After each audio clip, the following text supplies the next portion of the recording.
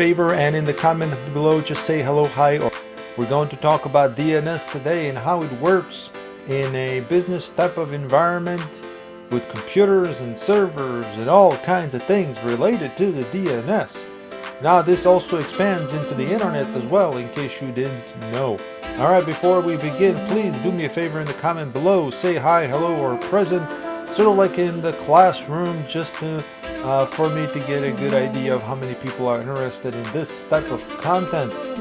Now, there will be a help desk video too. We have almost 50 tickets waiting for us, and if you're also interested in that, please leave a comment so that way I can try to release that as soon as possible. Right now I'm recording this one because it's promised, it's in order for what we've been doing for the past 2 weeks. Alright, so in order for me to explain this properly, I have to start from the very top of what's the most familiar thing. So let me pull up google.com. This is on just the Windows 10 machine. I'm just going to type in google.com. I now may get an error here. Well, maybe not, because the system time here is off. Anyways, google.com. So instead of remembering what the IP address is for google.com, I can just type in google.com. And when it comes to the internet and the networking, this is what DNS is used for. DNS lets you just remember google.com instead of having to remember the IP address of Google server. So if I go to CMD, right, command line, and we ping google.com, so just to see, ping google.com, we get an IP address for google.com. This is where it's located. Well, this can also change randomly depending on where the server is. It doesn't matter. But again, it doesn't matter because we don't have to remember or find out what the IP address is for google.com. So if I take this, Control C, right, I'm going to copy it.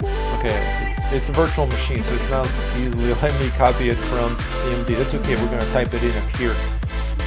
So instead of having to type in the IP address to reach Google's website, we can just type in google.com, right? So just to show you here, let's see, what was the IP address again? 142.250, 142, come on, 142.50.250.68.142. So we can just type in HTTPS for Hypertext Transfer Protocol because it's a website, and then we're going to hit enter, and here it is. It takes us to google.com.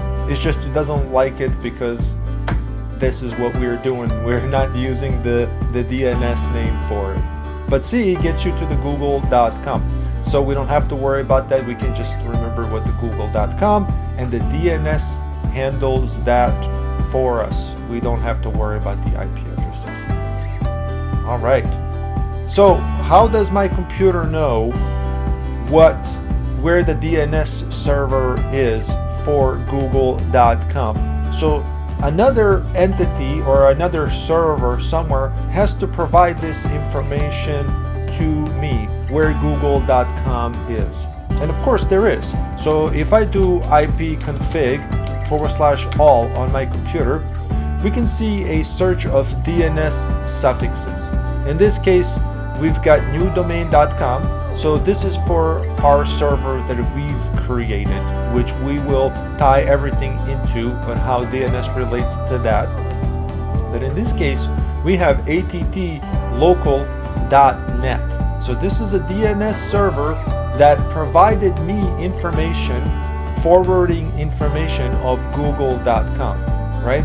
So attlocal.net is aware constantly, and it's refreshed where google.com is when it comes to its IP address, so that my computer doesn't have to remember it, or I don't have to remember it. I can just type in google.com. So this handling of google.com, forwarding to the correct server, is done by attlocal.net. And this can be also changed. You can change your DNS server in your network adapter settings you can change that too. For example, let's see what Google DNS servers are, right? And it's going to tell you right now, if I change this for IP version 4 and forward it to this custom DNS, it will forward it to that. And you can do this. You would only do this if you're having problems with DNS and you can't figure it out. But if you go to your adapter settings for your network adapter, change adapter options here, double click on your Ethernet device, or it could be just your Wi-Fi device. And if you go to properties here and then go to, for example, Internet Protocol version 4, TCP IP over IP, you can specifically set up the DNS server location. You can see that I've done this for the server to make my server work on the virtual machine, but in here you can specify whatever the Google is, and in this case it would be 888, for example, like this one. So if I go to copy here, well, I can just remember what it is, right? So I can just type in preferred DNS or alternative DNS and just change this to all 8s, right? So if I go through here and just delete all of this and set up all 8s, here we go. I'm trying to tab over, but it keeps going down. So if I set this up to all 8s and change the, for example, alternative to 8844, so just like this, get out of here, window. So the other one was 8, and then, come on, I was trying to tab over. This thing is finicky. So I have to click it in each box. Anyways, so if I specify, use this as preferred DNS and alternative DNS server, this is basically telling my computer use these servers for internet only to help me get routed to the other websites. So whether it's google.com, yahoo.com, youtube.com, these DNS servers that are hosted by Google will route me, send me to those appropriate web addresses, so that way I don't have to remember or find out what the IP address for those. The same type of system happens for local servers for your company that you're working for. So you have to set this up, computer names that you create for your local network. The same thing has to be done. And in my case, I have a DNS server that's set up to do that, and you've already seen where the location of it is. And let's pull it up again. CMD IP config /all, and that is hosted and done by newdomain.com. So we're going to switch over to the server to see what this is. Here we go. So we pull up our administrative tools, find DNS, and here is our DNS. And what does it do? Well, it's doing exactly what I just told you about. So let me explain this so it's easy to understand. Well, I'm going to open up Active Directory here, Active Directory users and computers. If you watched my previous videos, and if you haven't, I highly suggest that you do, especially the one on AD. We can see that we have some computers that we have created and added to our domain. First one, let's concentrate just on this one here where it says work-0002. This is our computer that was added to our domain, and you can see its extension. So it's part of our new domain, meaning it's part of our local domain, a local network. Well, we need to have a way to reach work-02, just like this on our network. So if I just open up Explorer and do a //, meaning we're going to use a network path to reach it, and type in work-0002, and if we want to see $sign into it, so see $sign meaning we're trying to reach a shared network location. In this case, we're going to try to see $sign into this computer as if it was like a back door into this computer, so we can look at the file system. So if we hit that, we can have direct access to it. This wouldn't be possible if the DNS server wasn't set up correctly. so we don't have to figure out what the IP address is here. Otherwise, we would have to put in the IP address here instead of just typing in the name of the computer. So let's go back to our computer, and here it is. We still have the command line popped up for work 002, and here it is, work 002. This is the computer name that we just used, and we didn't have to figure out what the IP address is for that. We were just able to type it in, and we were able to reach it on our local network. If DNS didn't work, this is what we would have to do. We would have to type in the IP address of this computer so we can reach it. Now imagine if there are 1,000 computers in your company. Do you really want to go through and trying to figure out which one it is? No, this is what DNS is for. So just to show you here, we're going to type in 192.168. What was it? 0.100.5.100.5. So this is, if DNS is broken on your network, on your work network, this is how you would reach these computers. So you hit enter, and it gives you the same result, except this time you use the IP address instead of the computer name. Okay, so the same thing is, if you're trying to RDP, meaning using remote desktop protocol to reach these computers, I can just type in work-0002, click connect, and as long as remote connection is enabled on that computer and it's allowed to connect, it will pop up. Otherwise, I would have to use the IP address like this, and it would let me reach the same computer. But I think our remote desktop is disabled, so that's okay. So how is this working inside of AD? Well, the AD part of it basically just handles, well, which computer name do we want to use? And when it comes to forwarding to the correct IP address that we've just talked about, this is done by DNS, and it's done in forwarding lookup zones, right? So here it is. We expand this folder and we select new domain. We can see that there is an A record for our work 0002 computer, and we're going to talk about this.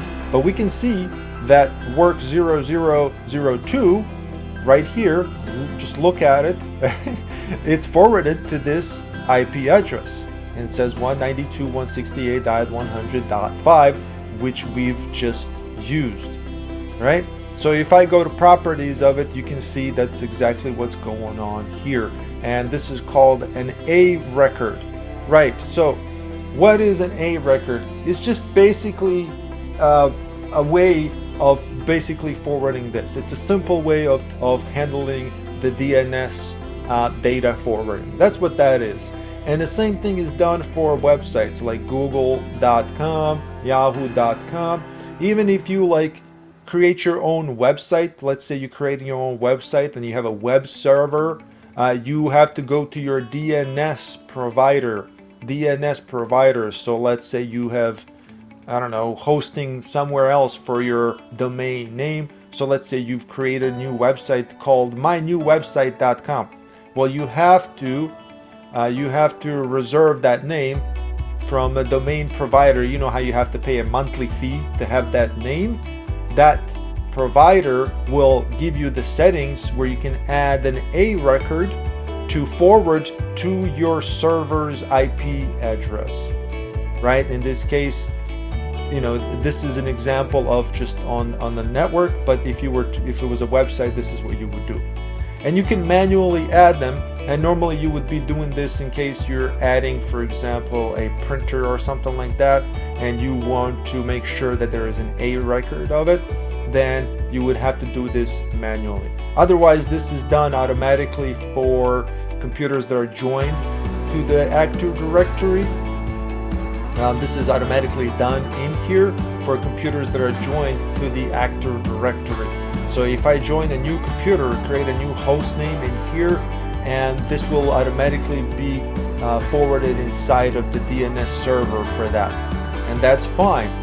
and that's fine. But if you're, for example, adding a printer, let me see, do I have print server installed on here? I may not have print server installed on here. Okay, I don't have a print server installed. Well, print management, here it is. So if I go to the print server here and add a new printer, right, add a new printer in here, I would have to create an A record for that. So if I go to here and add a new network printer, in order to make it work properly, I would have to ensure that there is an A record for it. So let's create a new record, a new A record, I should say. So this would normally be done manually if you're, for example, adding like a new printer, a new network printer that has like a static IP address, which is like hard coded into the printer itself, and that's fine. So we're going to pretend that we're going to do this for a printer. So we're going to type in, I don't know, we're going to call it new network. We're just going to call it network printer. Make sure there are no spaces. Whenever, so you can't have like this. Can't have a space. Matter of fact, I'll show you it's not going to work. But we're going to pretend like this printer has a new IP address.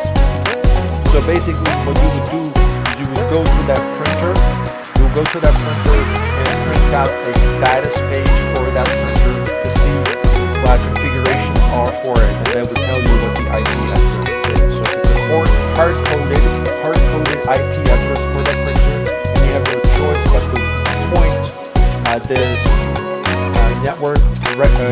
this record to that IP address, then you have to find out what the static IP address that's on the printer itself.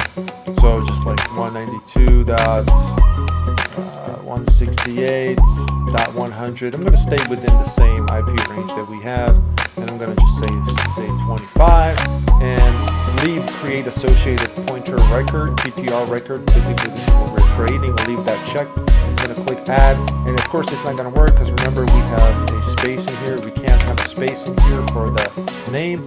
We're going to click add, and there it is. The host record for network printer has been created successfully.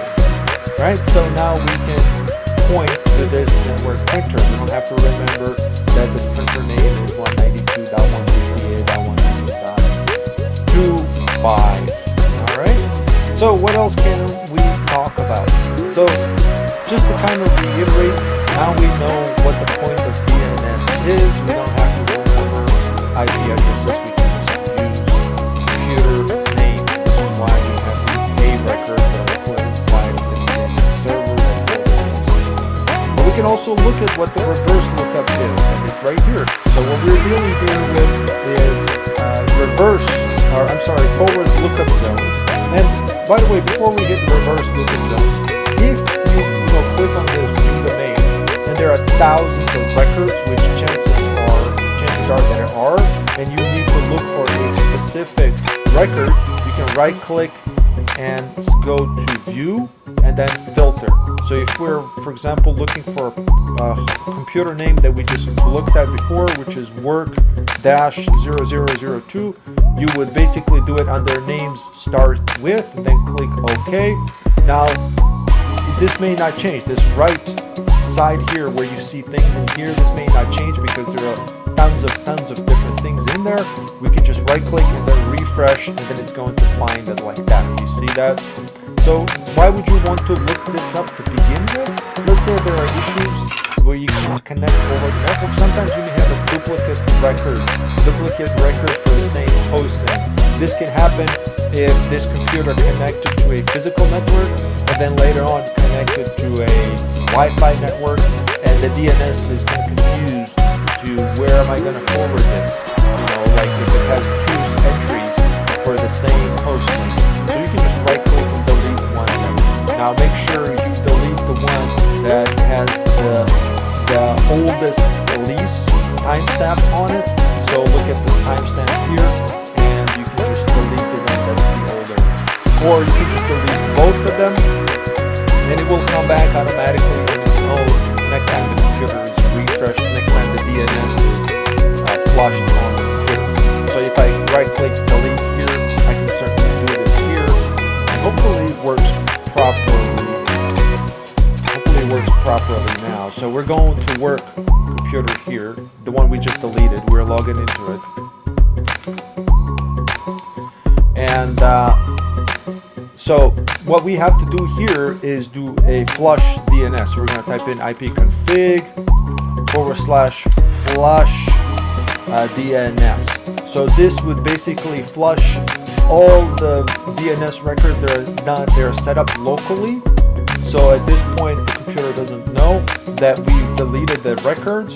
So if you do a flush DNS and do either basically hit enter, it's going to flush this record and it's going to repopulate with a new record, new forwarding record on the server level and on the local level. So that way the network access with this computer is working again. All right. So if I refresh here, and it may take a bit, it may not show up now. It takes a bit, sometimes up to 15 minutes, 20 minutes, 30 minutes for the new record to automatically populate in here, but eventually it will show up in here. So right now, remember we're filtering. So if I remove the filter,